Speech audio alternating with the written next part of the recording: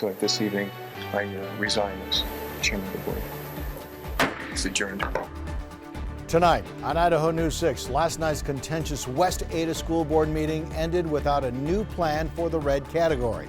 Now the board chairman has stepped down and some teachers are organizing a possible sick-out pending the outcome of an emergency meeting now scheduled for tomorrow. Plus, every single time I looked away, that's when she pounces. That's when she started pouncing at me.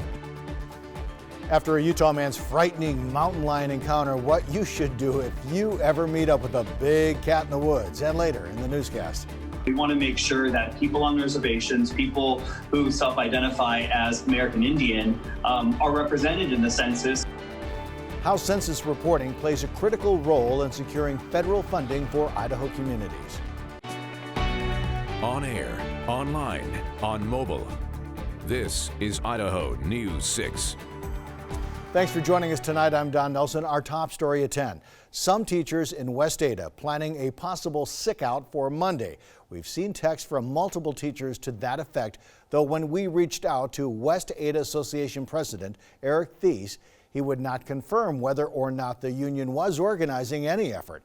This after fireworks, but no new plans at last night's West Ada School Board meeting. We're learning late tonight those plans could come tomorrow afternoon at an emergency board meeting. As we reported, Central District Health moved Ada County schools back into the red category for community spread of COVID-19 on Tuesday.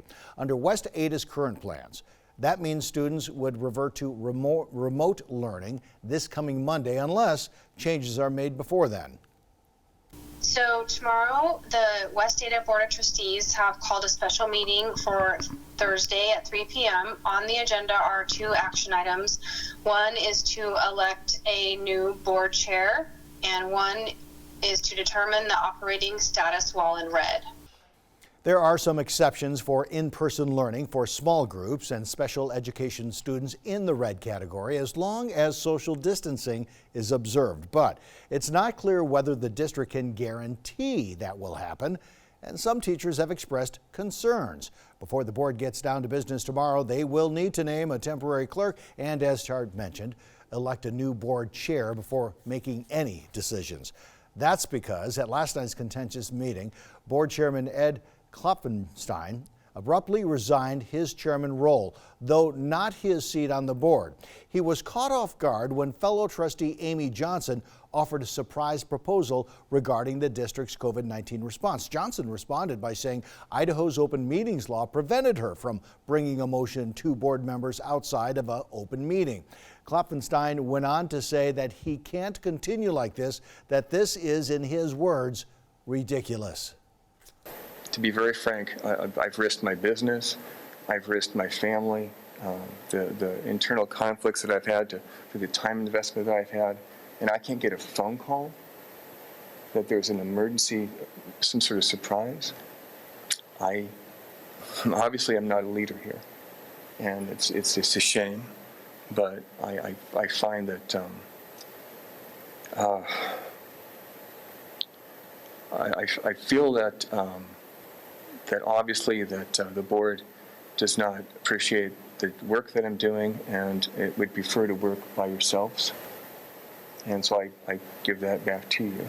So at this evening, I resign as chairman of the board. It's adjourned. At the end of the night, board members denied a motion for any major changes to the current plan, instead passing a motion that simply creates a work group to improve plan making for remote teaching. They were originally set to revisit the issue in 2 weeks, but as we mentioned earlier, they will now meet tomorrow. HJR 4, that's the proposed state constitutional amendment that Idaho voters will see on your ballots. Our election reporter Nicole Camarda has more on what you need to know. HJR 4 is simply establishing how many legislative districts we're going to have in the state of Idaho. Every 10 years, there's a census year. With 2020 being one, this means next spring, legislative and congressional districts will be redrawn, with new boundaries and new populations in each district. Currently, the Idaho State Senate has 35 senators elected from 35 districts, and the House has 70 representatives elected from the same 35 districts. The way the current Constitution of the state of Idaho has this process set up is we can have anywhere between 30 to 35 legislative districts. When we reapportion and redistrict our legislative boundaries, it suggests that there can be between 30 and 35 districts. HRJ4 proposes to set the number of districts at 35. As of now, when those lines are redrawn, the commission in charge has the choice of making between 30 and 35 districts. The HJR4 amendment on all of Idaho ballots this November, if passed, would change the Idaho Constitution and say the commission must draw the state into 35 districts.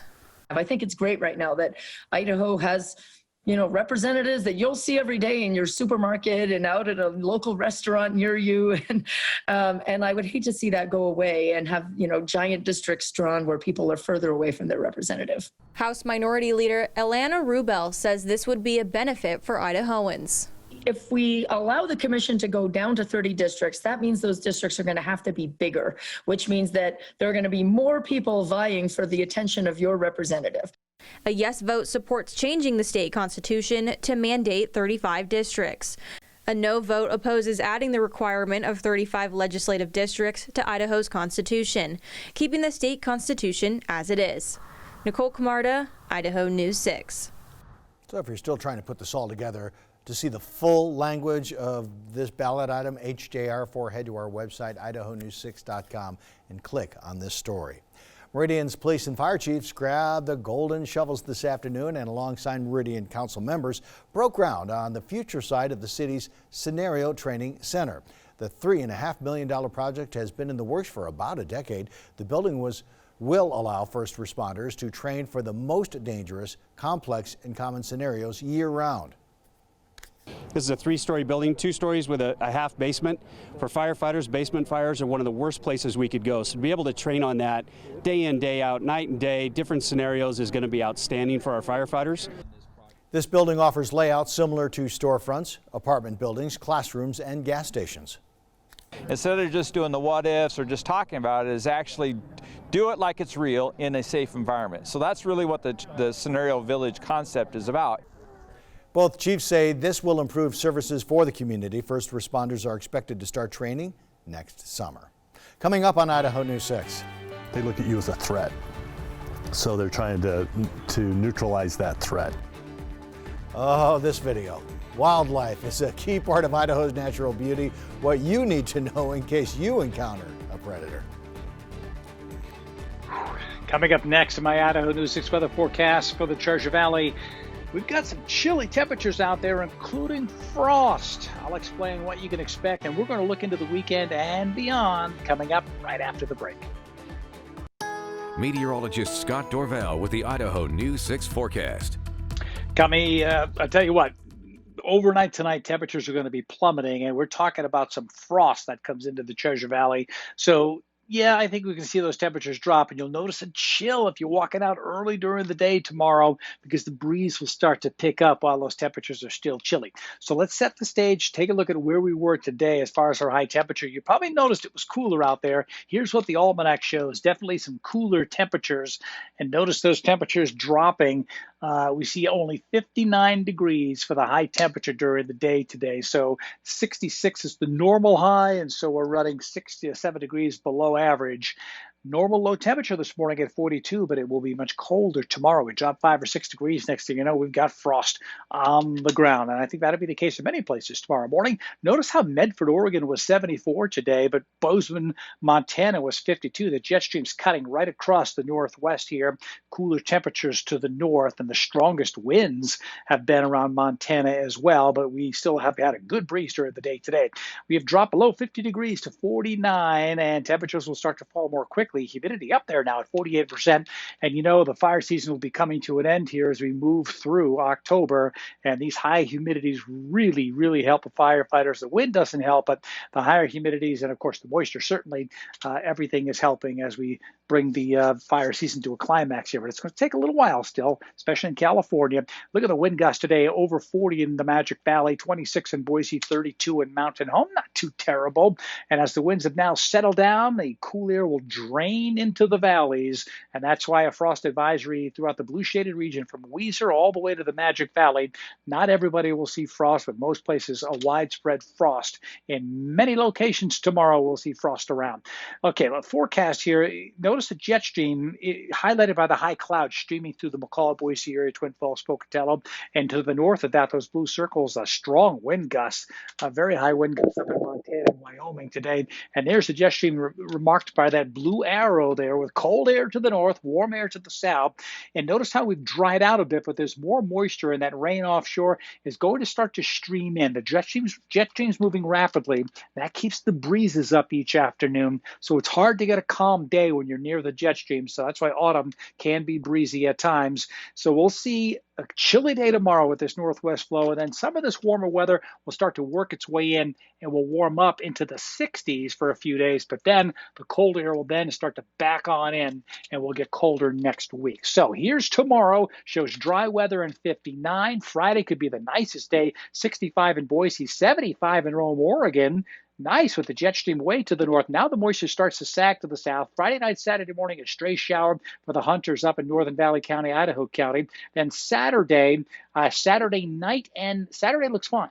Looks great in the Treasure Valley. Beautiful day, 66. Then on Sunday, clouds increase into the mountains. Rain and snow will move in as we head towards Sunday, and then into Monday and Tuesday and Wednesday. Very unsettled in central Idaho for the hunters with some light snow. Some places some heavier snows up there as well. But meantime, McCall extended forecast. There you see it Saturday better as rain showers continue during the day on Sunday. Here's my Treasure Valley extended forecast. 59 tomorrow, 66 on Friday and Saturday in the 60s. Hey, it'll be mild this weekend, Don, in the 60s. Friday looks like a nice day, and Saturday looks like the better of the two weekend days. As it should be. All right, thanks, Scott.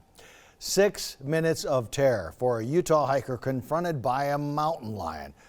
Our outdoor reporter Steve Dent spoke with Fish and Game for tips on what to do in these situations. After stumbling upon a pair of cubs, Kyle Burgess found himself face to face with a protective mountain lion. They look at you as a threat, so they're trying to neutralize that threat. Go away! Go away, please go away. For the next 6 minutes, this Utah hiker slowly backed away from the mountain lion. Go away. Go away. I'm big and scary. Making himself as large as possible while maintaining eye contact and making plenty of noise. Never run from wildlife. Go away! I think that is a key, especially bears, mountain lions. Things like a mountain lion has a natural tendency to You're good, little kitty cat. Chase and catch. Oh. Back in March, a mountain lion was spotted in Caldwell. What's up, dude? In January, a hunter killed a mountain lion near Cascade after it attacked a dog. Nice and slow. If he did have a firearm and chose to use it in that situation, he would be absolutely within his rights legally. No. And last winter, the Idaho Fish and Game recorded 90 I'm big and scary. encounters with mountain lions in the Wood River Valley and the Magic Valley region. Go away. Pretty much anywhere you live in Idaho, you Go away. could be Go away. mountain lion country. Go get your babies. While I say that, I'm not coming back down, I promise. There's no need to instill fear or panic in folks. Lions are typically very shy animals. Babies. And Mama got to be right there, don't they? Every single time I looked away, that's when she pounces. That's when she started pouncing at me. Go away! No! No! This surprise encounter ended after Burgess threw a rock at the mountain lion and it ran off. But he smartly waited until he had a safe distance to bend over to grab the rock. He did everything right. I think we need to give him credit for doing that. Where's my gun? I always have wondered, on a personal level, could I be that person that remained as calm as that young man did down in Utah? No. I think, it's always easy to... Stupid kitty cat. Armchair quarterback situations after the fact, but I don't think anybody can... Holy, come on, dude. ...point to anything he I don't feel like dying today. did incorrectly.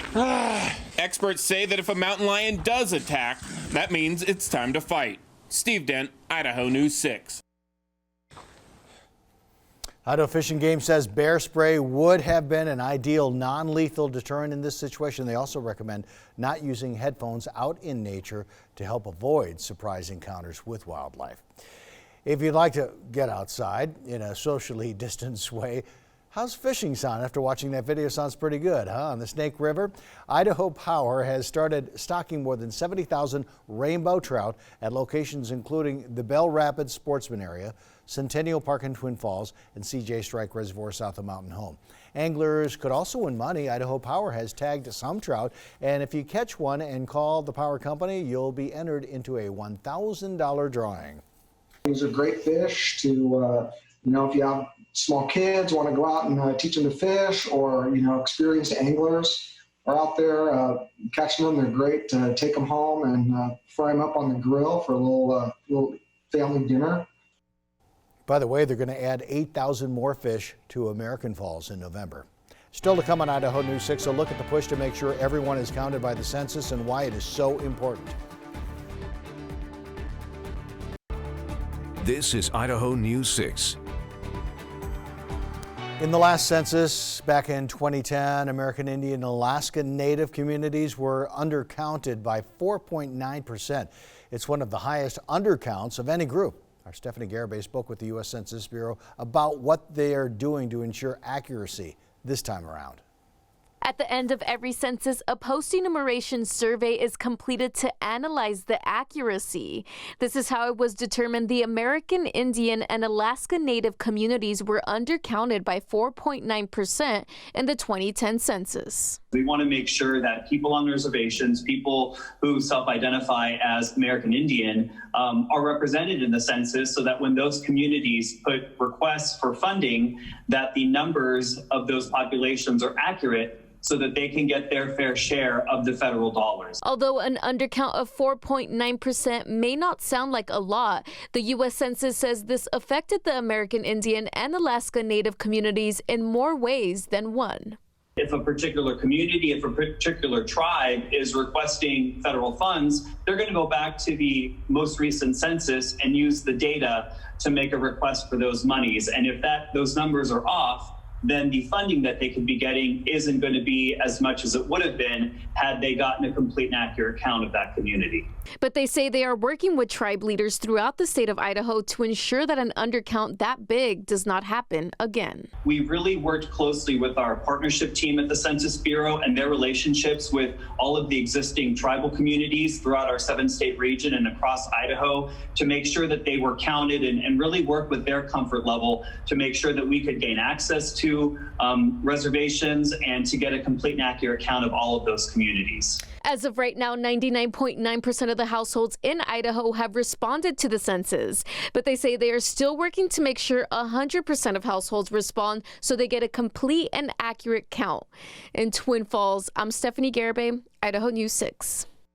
And time is just about up for that effort. As the Census Bureau says, field operations will end tomorrow. A federal court had extended the deadline for the 2020 census through the end of October after delays caused by the pandemic. But just yesterday, the Supreme Court suspended that lower court ruling after a request from the Trump administration. Coming up on Idaho News 6. It's going to be an undertaking. We haven't done anything like this in the recent past. In tonight's Idaho Backroads, Fish and Game prepares to relocate elk in an effort to preserve farmers' crops. The Allergy Report, brought to you by Boise Valley Asthma and Allergy. All right, the pollen count dramatically lower than it was last week when it was 800, 700, and 570, down to 80. It was 61 yesterday. It's climbed a bit. We still are in the sage season, but the frost and the freezing that we get over the next couple of weeks should get rid of the sage. Let's hope for the best. As we told you this summer, Idaho Fish and Game has worked to reduce elk numbers in Elmore County to prevent crop damage. Our outdoor reporter Natasha Williams has an update in tonight's Idaho Backroads.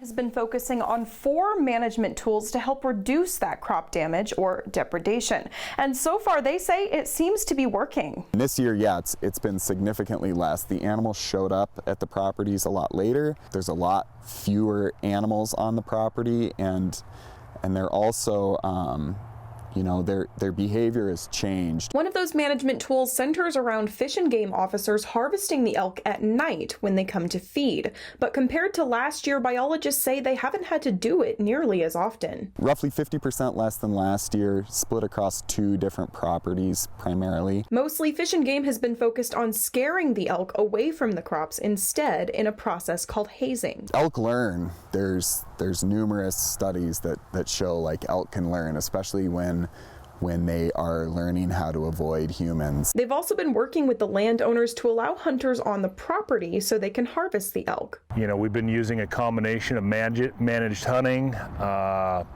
depredation hunts, and sometimes we've issued kill permits to private landowners to remove offending animals and hopefully provide some relief. Fish and Game's next steps will be relocating some of the animals to other parts of Idaho. It's going to be an undertaking.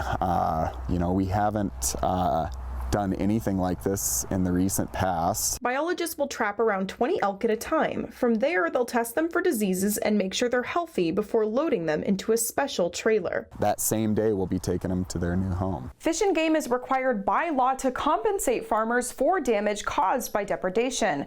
Fish and Game doesn't have an official number just yet, but they do expect the costs to be much lower this year. In Twin Falls, Natasha Williams, Idaho News 6. There's a live look from our camera atop the Red Lion Hotel, part of our Tower Cam network. Scott's back right after this.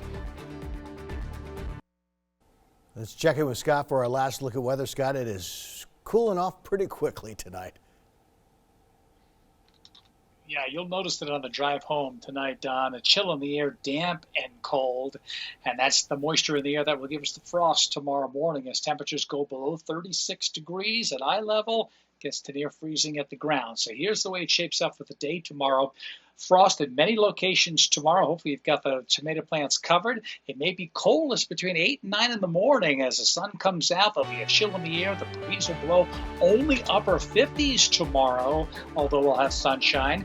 Nicely warmer on Friday and Saturday, and then a little cooler as we head towards next week. Thanks for joining us, everyone. I hope you'll join us tomorrow night.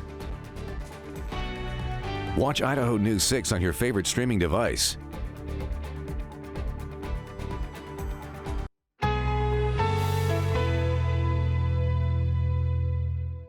Portions of Idaho News 6 are brought to you by Steve's Hometown Toyota and Optum Idaho.